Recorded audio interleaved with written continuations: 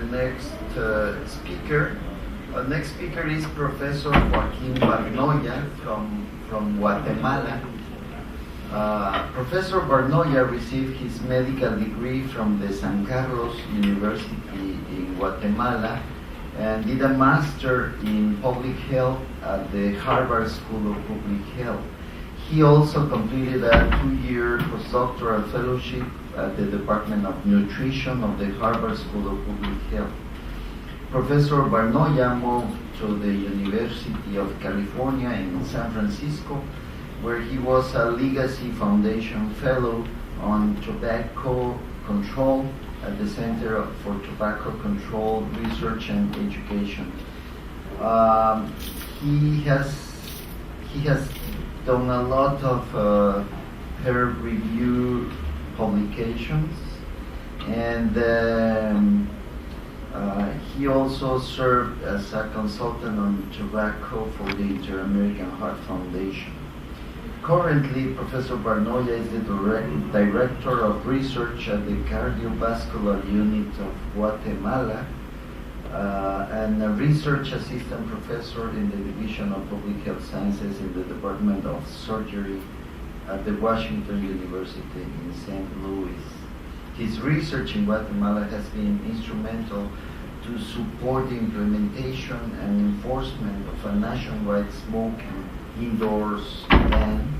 His current research is focused on illegal cigarette sales, health literacy, and energy-dense snack advertising to children in Guatemala.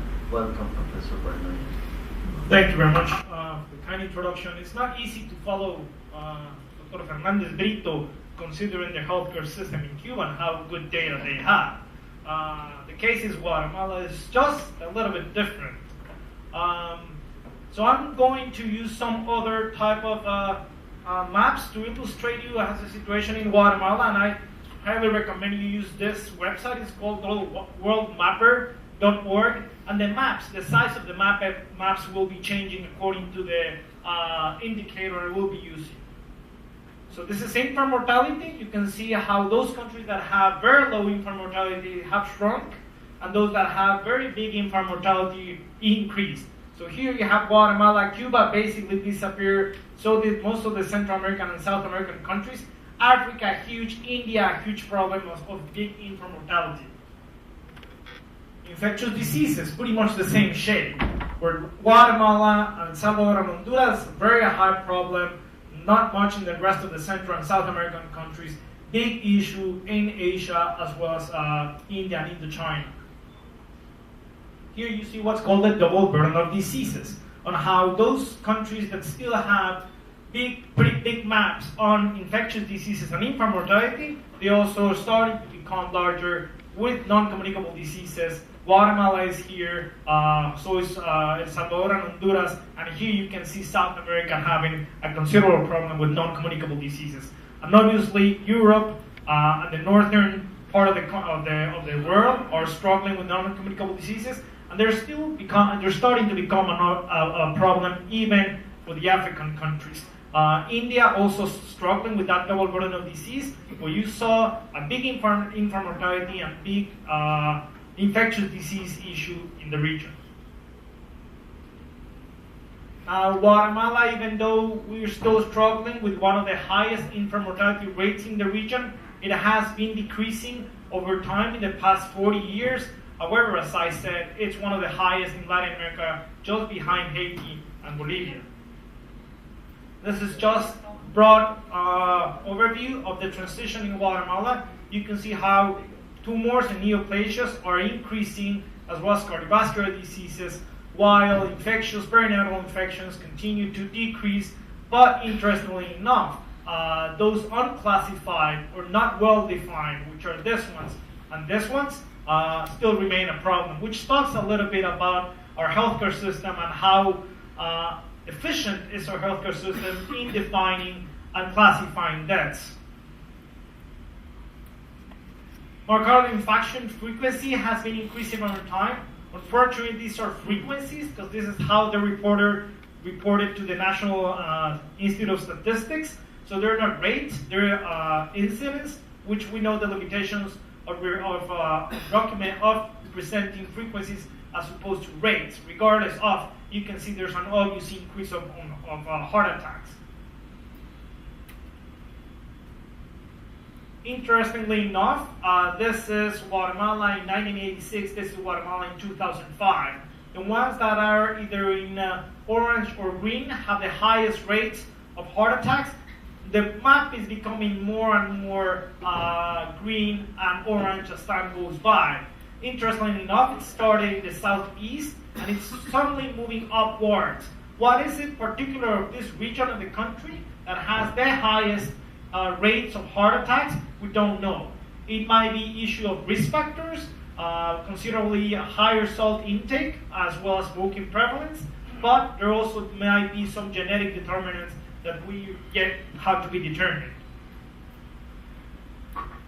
Diabetes frequency, and I highlight diabetes not as a disease per se, but also as an independent risk factor for heart disease. It's also increasing, and this is as well frequency as opposed to rates.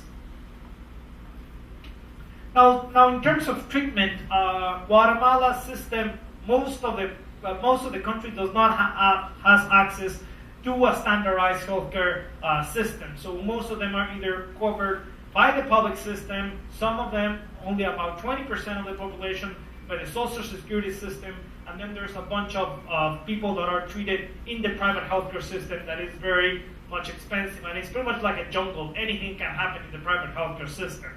The largest center is the Cardiovascular unit in Guatemala. It's the largest treatment and diagnosis center for heart diseases.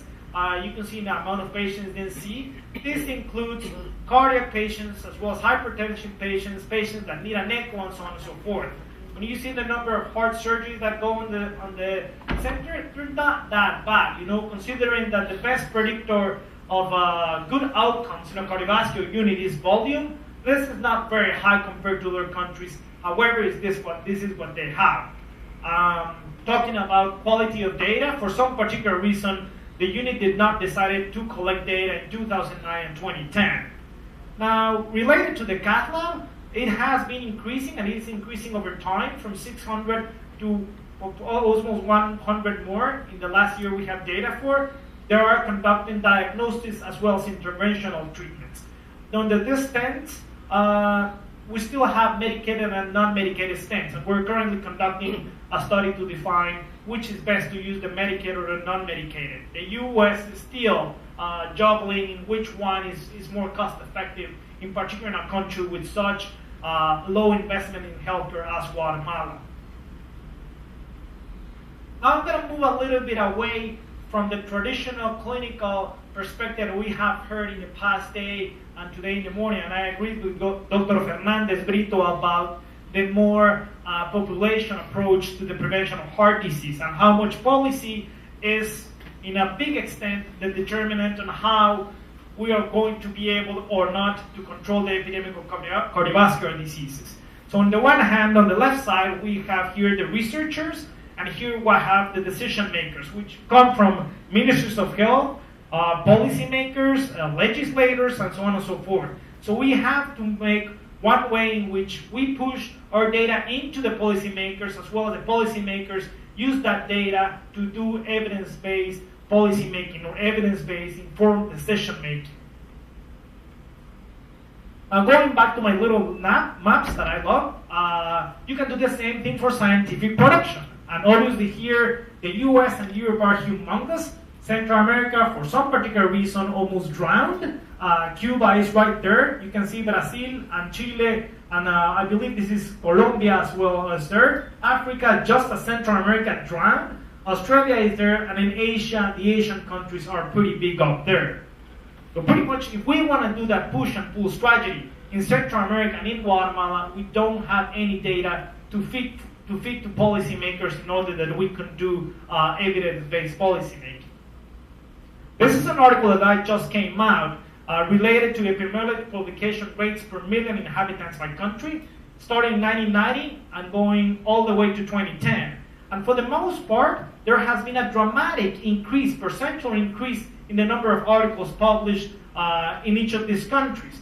However, even from the beginning, you see that countries that are already in the forefront of cardiovascular disease control have the highest number of publications rates and continue going up. Argentina, Brazil, Chile, and Cuba have the highest, and even though they started the highest, they still continue to have a very large increase. Now, say, for example, Guatemala. Even though there has been a considerable percentage increase, look at their numbers per million of an inhabitant. It's pretty low compared to their neighboring countries. In particular, if you compare it to Costa Rica, it's probably the most similar to Guatemala.